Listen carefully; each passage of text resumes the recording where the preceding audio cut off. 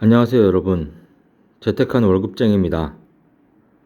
모든 투자의 책임은 본인에게 주어지며 본 내용은 투자의 참고자료로만 활용하시기 바랍니다. 네, 오늘은 한국은행에서요, 초저출산 및 초고령사회 극단적인 인구구조의 원인 영향 대책, 아주 중요한 보고서가 나와서 긴급으로 좀 정리해서 여러분들에게 공유 드리도록 하겠습니다. 네, 지금 우리나라의 출산율이 0.7명입니다.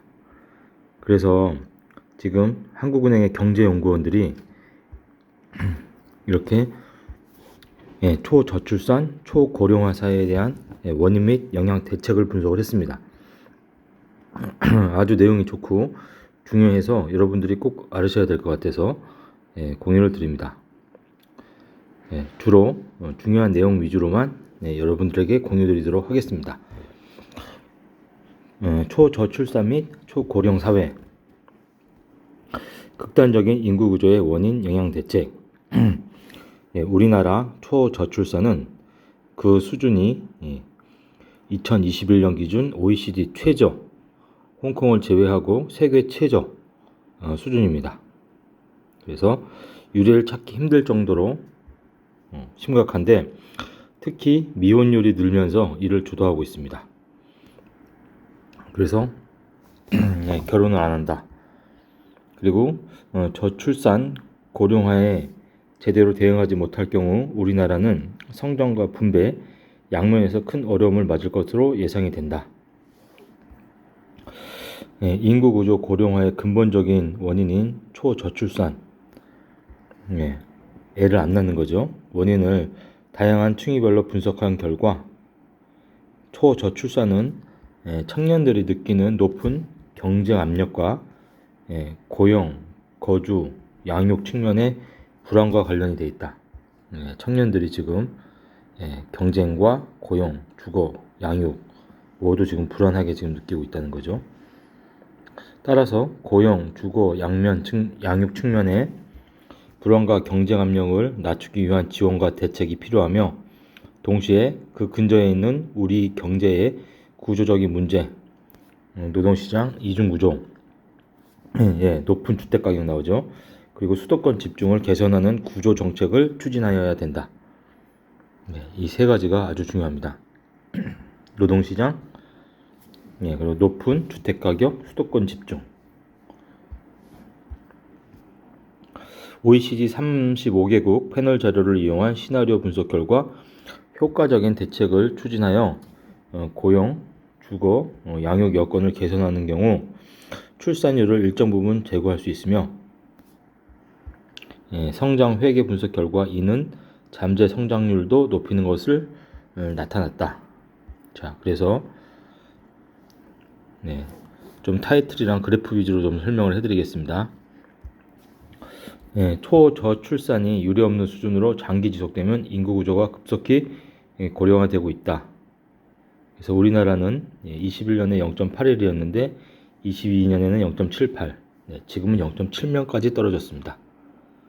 그래서 OECD 38개국 중에서 최저입니다. 홍콩이 0.77인데 홍콩 다음이죠. 지금은 0.7명으로 세계 최저입니다. 이러한 저출산 고령화를 방치할 경우 성장과 배분 양 측면에서 큰 어려움을 맞이할 것으로 예상이 되죠.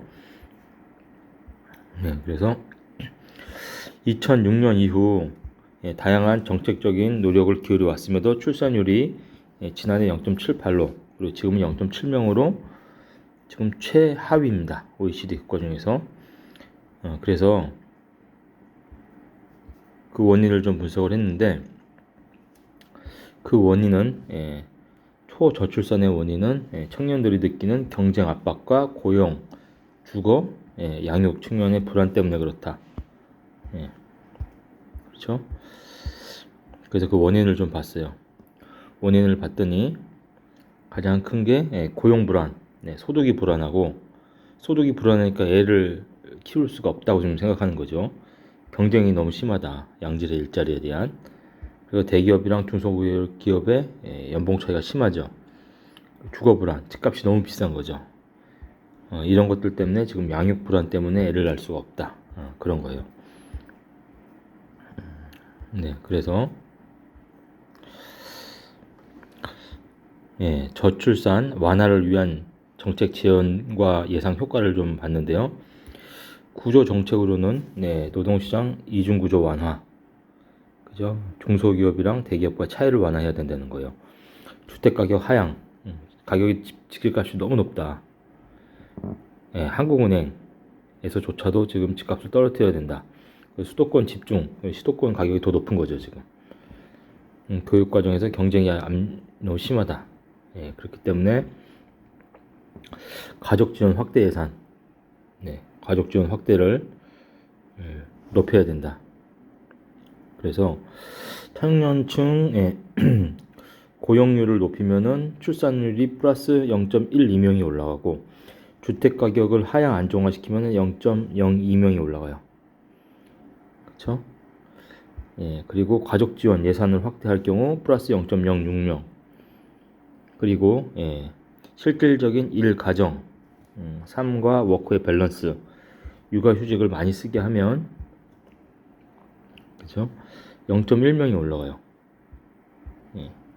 지금 OECD 국가에서는 34개국 평균이 69.4주, 88%가 쓰고 있는데, 우리나라는 52주 19%만 쓰고 있어요. 육아휴직을 거의 안 쓴다는 얘기죠. 이런 것들을 해야지 올라간다. 그렇죠? 그렇게 하고, 한편 단기 시기에서는 급속하게 진행되고 있는 저출산, 고령화의 노동인구, 산업구조, 연금 재정 등이 소프트 랜딩 할 수 있도록 적응하여야 하며, 특히 노인 빈곤을 완화하기 위해서 노력할 필요가 있다. 그래서 고령화에 따른 시급한 현안인 노인 빈곤 문제는 이질성은 고려하려 맞춤형으로 접근해야 된다.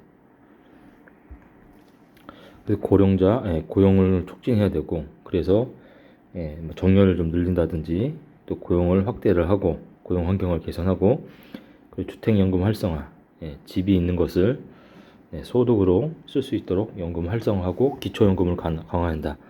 국민연금이나 이런 것들, 그러면은 젊은이들이 또 국민연금 내는데 돈을 많이 쓰게 되죠. 그래서 악순환이에요. 근본적으로 지금 빨리 출산율을 높여야 됩니다. 그래서 우리나라 저출산 고령화의 현황 및 특징을 보면요, 이제 그래프 위주로 좀 설명을 해드리겠습니다. 보면 OECD 국가 중에서 출산율이 1명 미만인 국가는 대한민국이 유일해요. 그렇죠? 이 선이 지금 1명 선인데요. 1명 밑에 있는 나라는 대한민국입니다. 그죠? 대한민국이 지금은 0.78명이에요. 유일하다. OECD 평균은 1.58명인데, 미국도 1.66명이죠. 근데 더 중요한 것은 이 하락폭이 너무나 급하다는 겁니다. 그렇죠? 이 하락폭이 저희가 지금 가장 급하죠. 이 점에서 이쪽으로 떨어지는 게 우리나라만 이렇게 많이 떨어지고 있어요. 이 핑크색 점에서 이 파란색 막대로. 그렇죠? 그래서 우리나라를 보면 합계 출산율 추이를 보면 우리나라만 이렇게 지금 급격하게 떨어지고 있습니다. 그렇죠? OECD 평균이 지금 이렇게 유지되고 있는데, 우리나라는 이렇게 급격하게 지금 떨어지고 있습니다. 죄송합니다. 그래서 이 출산율이 나중에 정말 집값에 큰 변수가 될 거고, 국가에서도 좀 출산율이 안 나오는 게 여러 가지 문제도 있지만, 주거, 집값이 비싸니까 비록 이게 0.02명이었지만 그것도 큰 역할을 하고 있다. 그렇게 보고 있습니다. 그래서 우리나라 저출산은 이렇게 세 가지예요. 혼인을 하지 않고, 그렇죠? 혼인하였으나 애도 안 낳으려고 그러고, 자녀가 있으나 자녀 수도 또 감소가 돼요. 이런 것들이 지금 다 복합적으로 나타나고 있다. 그래서 지금 여성 미혼율 추이를 보면은 90년도에 8%였는데 지금 2020년도에 33%예요. 4배가 증가했죠. 결혼은 안 해요. 그리고 애를 안 낳는 것도 90년도에 5%였는데 지금은 20%입니다. 그쵸? 거의 4배가 증가했죠.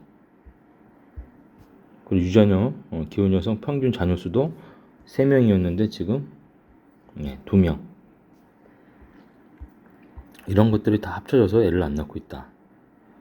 그리고 OECD 국가의 고령 인구 비중을 보면 이게 고령 사회고 이제 초고령 사회입니다. 그렇죠? 일본이 초고령 사회죠. 그 비율을 보면 30%입니다. 30%. 우리나라도 이제 얼마 안 남았어요. 그렇죠? 우리나라도 이제 고령 사회인데 조그만간 초고령 사회로 갈 것으로 예상이 됩니다. 고령 인구 비중 전망 추이. 한국이 빨간 건데 가장 빨리 상승하고 있죠.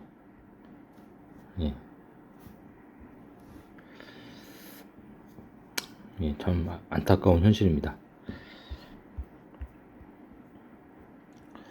그리고 OECD 1위에 고령화 진행 속도. 고령화 진행 속도를 보면 한국이 가장 빨라요. 고령 인구 비중 증가 폭을 보면 2070년이 되면 저희 나라가 가장 높습니다. 지금 2022년 기준으로는 이 정도. 일본이 30%인데 2070년이 되면 저희는 거의 50%에 육박을 해요. 가처분 소득 기준 노인 빈곤율을 보더라도 한국이 2020년에 가장 높습니다.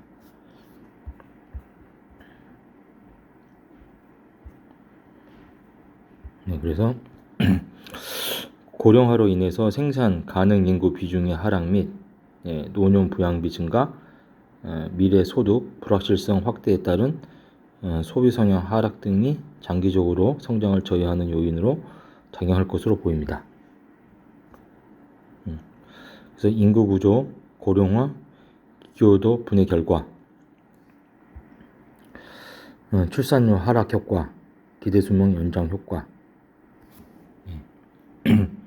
보면 고령화에는 저출산이 크게 기여를 하고 있는 그런 내용을 나타내고 있습니다.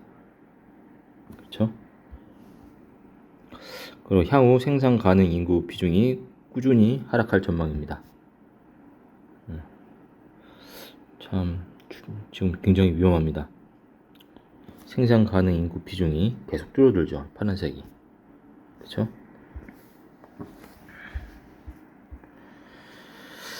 그래서 저출산 고령화의 영향은 성장, 출산율의 불확실성으로 저성장 리스크가 확대가 된다. 그래서 우리나라를 보면 출산율의 확률적인 전망을 보면 출산율이 증가할수록 성장률이 이렇게 높아져요. 그렇죠?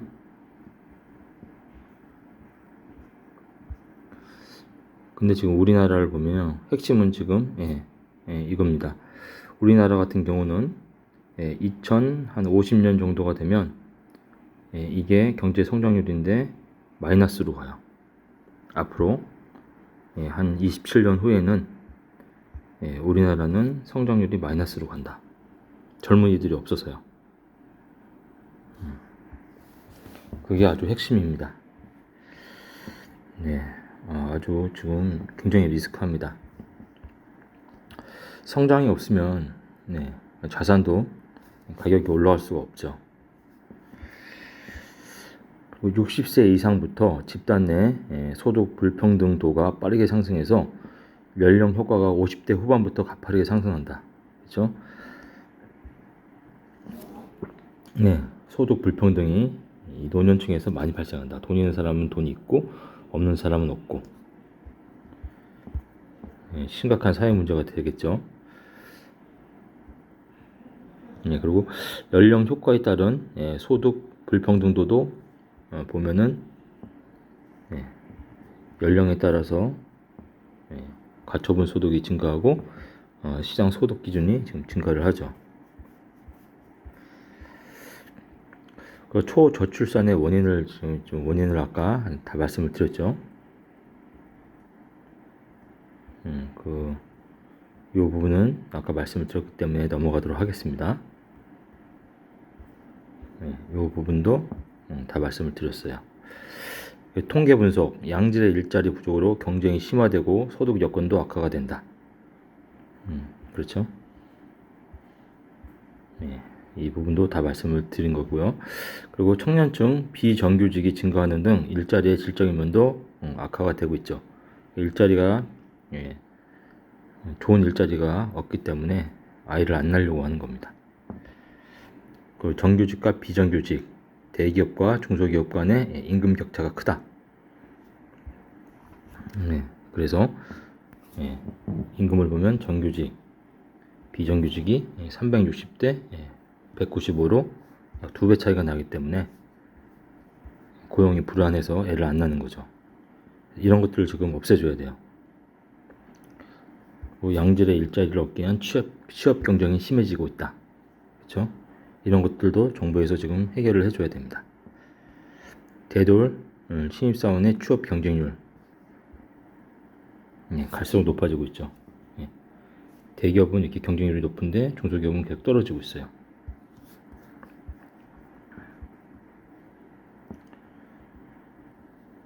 그리고 24세부터 40세의 경제적 상황을 타 연령대와 비교해 보면 근로소득 증가세는 상대적으로 부진했던 반면 부채는 증가했다. 그렇죠. 연령대별 총 부채를 보면 부채가 2019년 기준으로 봤을 때 2040이 엄청나게 증가했어요. 영끌을 했다는 얘기죠. 소득이 안 되는데 그러니까 미래의 소득을 다 대출로 끌고 와서 집을 산 겁니다. 그래서 부동산 가격이 이렇게 가파르게 올랐다 떨어졌다 지금 사실 반성하고 있죠. 이것 때문에 그렇습니다. 굉장히 불안한 거죠. 빚으로 지금 떠받치고 있는 형국입니다. 아파트를. 청년의 주관적인 인식, 생활비 걱정이 많고 미래에 대해서 비관적이기 때문에 아이를 안 낳는 거죠. 그리고 불평등 인식과 미래 세대에 대한 기대. 지난 10년간 불평등이 심해졌다고 인식하고 있으며 향후에도 심각해질 것이라고 예상한다. 심각해질 것이라는 게 85%, 87%. 굉장히 심합니다. 그렇죠? 경쟁 압력. 이 경쟁은 뭐 갈수록 좀 심해지고 있다. 그렇게 나타나고 있고요. 그래서 희망 자녀 수가 지금 0.73명까지 경쟁 압력이 높은 집단은. 그래서 경쟁이 높을수록 아이는 덜 낳으려고 한다. 이걸 나타내고 있는 거예요.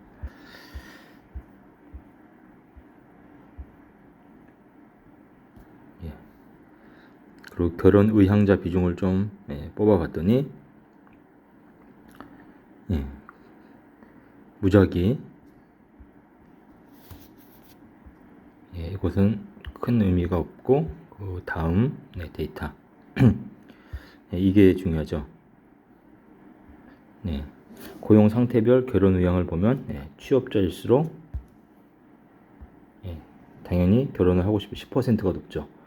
그리고 안정된 공공기관이나 공무원일수록 20%나 높아요. 그러니까 고용이 안정되고 돈이 많으면 애를 많이 낳으려고 한다. 그리고 자녀 지원 의무관 정도에 따른 결혼 의향.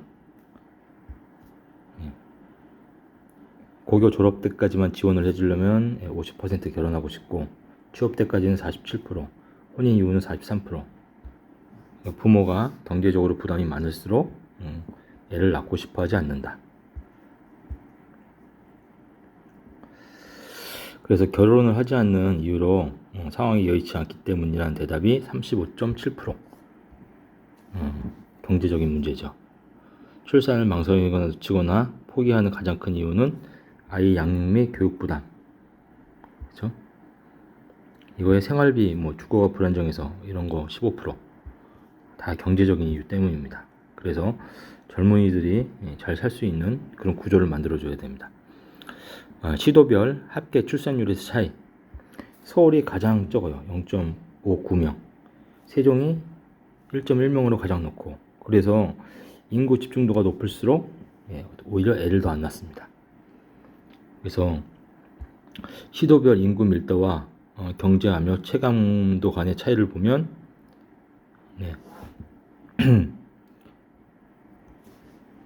이렇게 지금 비례하는 관계가 있습니다. 인구 밀도가 높을수록 경쟁 압력이 심하다. 경북, 뭐 전남 이런 데는 경쟁 압력이 없죠. 인구도 적고. 근데 중요한 거는 인구 밀도와 출산과는 반비례해요. 그렇죠? 서울 같은 경우에는 인구 밀도가 높은데 애를 안 낳으려고 그러고, 강원도는 인구 밀도가 적으니까 애를 낳으려고 그래요. 그래서 여기서 얻을 수 있는 게 국토를 고르게 균형 발전을 시켜서 주거 안정시키고 양용에 들어가는 그 비용 부담을 줄여야 된다. 이게 결론입니다.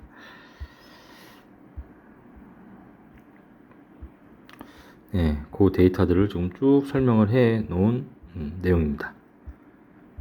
그렇죠?